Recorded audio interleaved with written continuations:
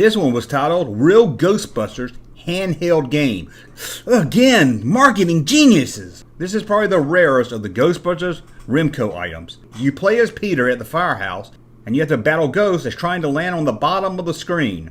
All you need to do is shoot them. The ghosts come down one at a time, but they will move faster as the game goes on. How many times did you fall for these little handheld games? Tiger was the king of making us fall for them.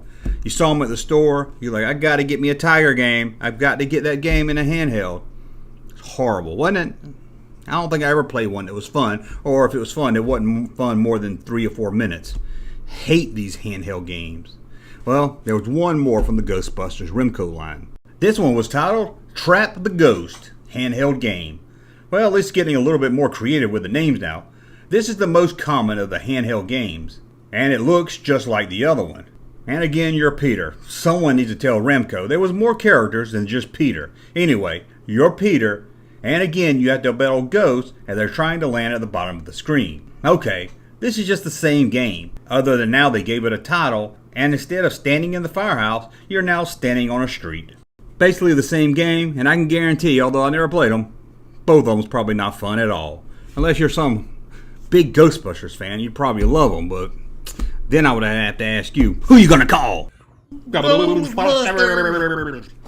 let's look at the last of the Remco items, and this is the best. I always try to say the best for last.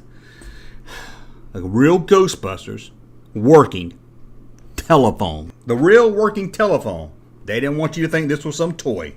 This phone looked like the Ghostbusters logo, and it came with everything a young kid needed back in 1988. Pulse or tone switch, redial memory, the ringer could be turned off or on, it had a privacy mute button, and a nice, long, 6-foot cord.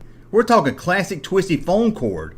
Now I'm not sure how fun this phone was to talk on, but it sure does look cool. A similar phone with a logo only at the top was seen in the Remco catalog, but I couldn't find that it ever got released. That's a cool looking phone right there. Looks like the type of phone you would see hanging up at your local video rental store. You know, those cool stores before Blockbuster showed up and closed the mom and pop stores down, where you could go in and they would know you by name and they would know what kind of movie you would like. They would like, here, watch this. Oh, the good old days.